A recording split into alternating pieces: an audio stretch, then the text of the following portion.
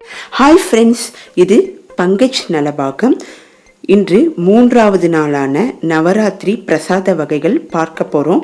முதல் 2 நாட்கள் நம்ம சேனலில் நவராத்திரி பிரசாத வகைகள் வந்துட்டுருக்கு. அதை மிஸ் பண்ணாமல் பாருங்கள்.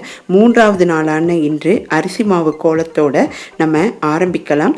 முதல் 2 நாட்கள் கொலு வைக்க தவறியவர்கள் 3வது நாள்லேருந்து கொலு வைக்கலாம். இந்த 3வது நாளான இன்று அம்பிகையை வழிபட்டு நம்ம விரதம் கடைப்பிடித்து இந்த நவராத்திரி விழாவை மேற்கொண்டோன்னா நமக்கு மென்மேலும் செல்வம் பெருகும்.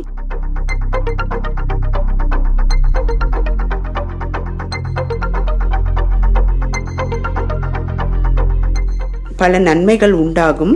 அதனால் நம்மளால் முடிந்த எளிமையான பலகாரத்தை இறைவனுக்கு நைவேத்தியமாக பண்ணலாம். நான் இங்கே சொல்லப்பட்டிருக்கிற அனைத்து பிரசாதமே ரொம்ப ஈஸியான முறையில் சொல்லியிருக்கேன். பிகினர்ஸ்க்கு ரொம்பவே யூஸ்ஃபுல்லாக இருக்கும். அது மட்டுமல்ல, இங்கே சொல்லியிருக்கிற பிரசாத வகைகளில் ஸ்வீட்ஸு அதை நீங்கள் தீபாவளிக்கும் செய்யலாம். அந்தளவுக்கு எளிய முறையில் இருக்கும். டெய்லி மத்தியானம் 12:10க்கு நம்ம வீடியோ வரும். நீங்கள் மிஸ் பண்ணாமல் பாருங்கள். இப்போது நம்ம என்னென்ன ரெசிபிஸ் போட்டிருக்கோன்றதை பார்க்கலாம் வாங்க.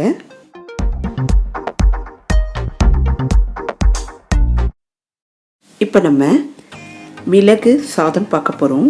இதுக்கு ஒரு கடாயில் மிளகு சீரகத்தை நல்லா வறுத்துடலாம். இப்போ நான் ஒரு கடாயில் நல்லெண்ணெய் விட்டுக்கிறேன். இதில் கடுகு உளுத்தம்பருப்பு தாளிச்சிடலாம். ரொம்ப ஈஸியாக செய்யக்கூடிய சாதம் இது. டேஸ்ட் ரொம்ப நல்லாயிருக்கும். இப்போது கருவேப்பிலை கொஞ்சம் சேர்த்துக்கலாம் வாசனைக்கு. வேர்க்கடலையை கொஞ்சம் சேர்த்துக்கலாம். மஞ்சத்தூள்,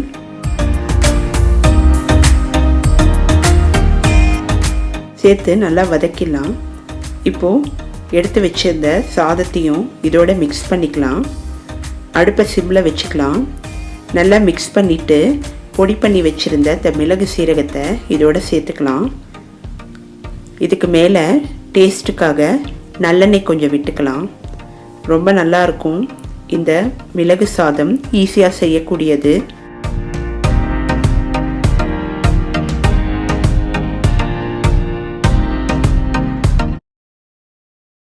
பாசி பருப்பு லட்டு பார்க்க போகிறோம். இப்போ ஒரு கடாய் எடுத்துக்கலாம். அதில் கொஞ்சமாக நெய் விட்டுக்கலாம். இப்போ உலர்ந்த திராட்சையும் முந்திரியையும் வறுத்துக்கலாம். இதை நல்லா பொன்னிறமாக வறுத்து எடுத்துக்கணும். லட்டில் இதை நம்ம போட்டால் ரொம்ப டேஸ்ட் நல்லா இருக்கும்.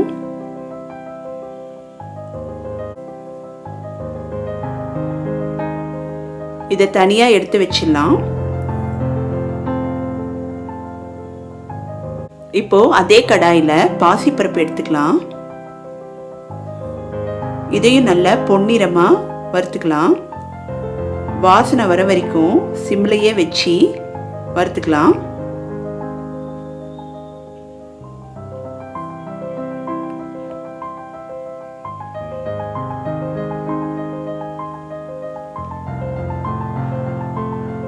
இந்த பொன்னிறமான பாசிப்பருப்பை மிக்சியில் நல்லா பொடி பண்ணிக்கலாம். சலிக்கணும்னு அவசியம் இல்லை. அதனால் நல்லா பவுடர் பண்ணிக்கலாம். ஒரு பவுல் எடுத்துக்கலாம். நல்லா ஸ்மூத்தாக பொடிச்ச பாசிப்பருப்பு பொடியை போட்டுக்கலாம்.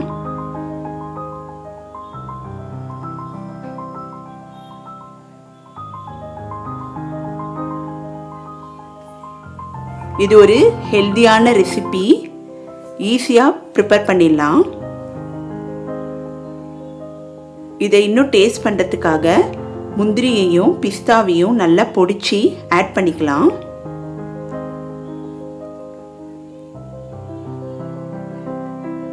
இப்போ வாசனைக்காக ஏலத்தூள் சேர்த்துக்கலாம்.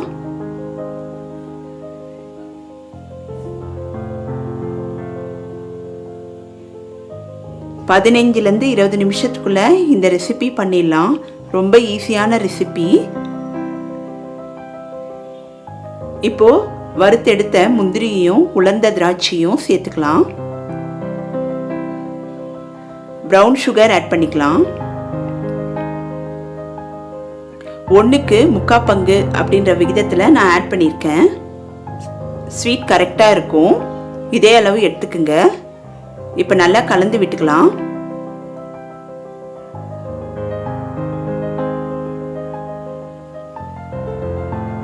இதில் ஹை புரோட்டீன் இருக்குது. அதனால் பெரியவங்கள்லேருந்து குழந்தைங்க வரைக்கும் எல்லாரும் விரும்பி சாப்பிட்ற ஒரு ஈஸியான ஸ்வீட் ரெசிபி இது. நெய்யை நல்லா உருக்கி சூடு பண்ணிக்கலாம். சூடான நெய்யை இதில் விட்டுக்கலாம். நெய் எவ்வளோக்கு எவ்வளோ சேர்க்குறோமோ அந்தளவுக்கு இந்த லட்டு நல்லா இருக்கும். சூடு ஆறட்டும். மிதமான சூட்டில் நம்ம லட்டு பண்ணிக்கலாம். இப்போ நல்லா சூடு ஆறிடுச்சு. இப்போ ஒரு உருண்டையாக பிடிச்சு வச்சுக்கலாம்.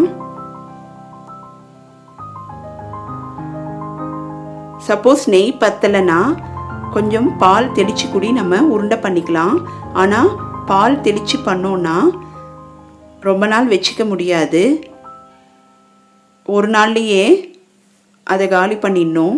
இந்த மாதிரி நெய்யில் பிடிச்சி வச்சோன்னா இதை 10 நாள் வரைக்கும் கூடி நம்ம வச்சு சாப்பிட்லாம்.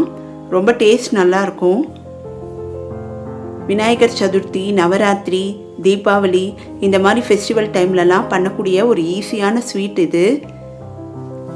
விநாயகர் சதுர்த்திக்கு கொழுக்கட்டையோட இந்த பாசிப்பருப்பு லட்டும் பண்ணால் ரொம்ப விசேஷம். எல்லா மாவையும் நம்ம உருண்டையாக பண்ணி வச்சுக்கலாம். இப்போது பாசிப்பருப்பு லட்டு தயாராகிடுச்சு. இந்த ரெசிபியை நீங்கள் ட்ரை பண்ணுங்கள். மறக்காமல் சேனலை சப்ஸ்கிரைப் பண்ணுங்கள். அடுத்து நம்ம வேர்க்கடலை சுண்டல் பார்க்கலாம். இந்த வேர்க்கடலையை நல்லா கழுவி ஒரு 8 மணி நேரம் ஊற வைக்கணும்.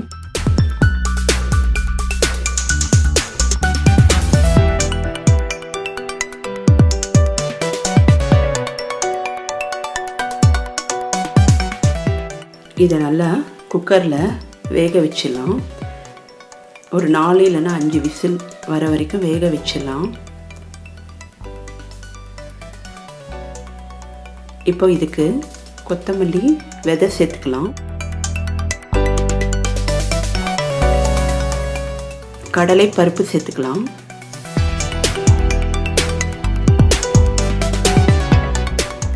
மிளகு சேர்த்துக்கலாம்.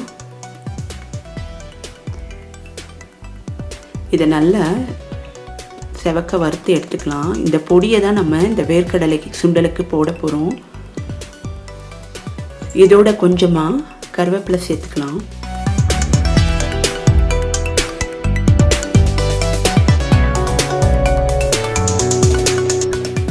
நான் இங்கே கட்டி பெருங்காயத்தை சேர்த்துக்கிறேன். நம்ம இந்த ட்ரை பவுடரோடையே இதையும் அரைச்சிடலாம்.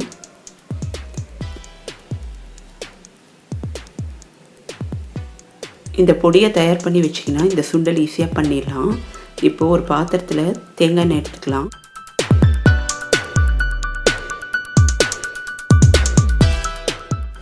கடுகு தாளிச்சிடலாம்.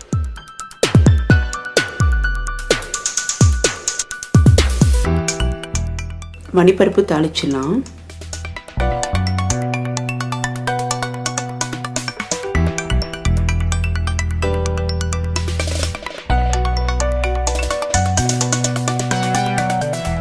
கருவேப்பிலை தாளித்து கொட்டிடலாம்.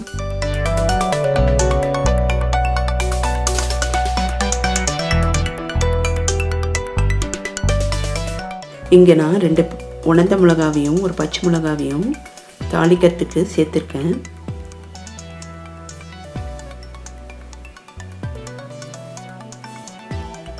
வேக வச்ச இந்த வேர்க்கடலையை சேர்த்துடலாம். அடுப்பை சிம்மிலே வச்சு சேர்த்துக்குங்க.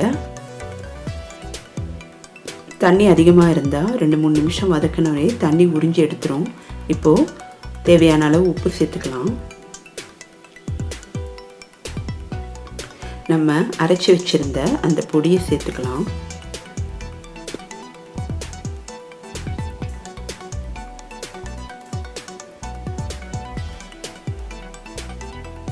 இப்போ நம்ம இதுக்கு மேலே அடுப்பை ஆஃப் பண்ணிவிட்டு தேங்காவை சேர்த்துக்கலாம். கருவேப்பிலை வாசனைக்காக சேர்த்துக்கலாம். நமக்கு சுவையான வேர்க்கடலை சுண்டல் தயாராயிடுச்சு.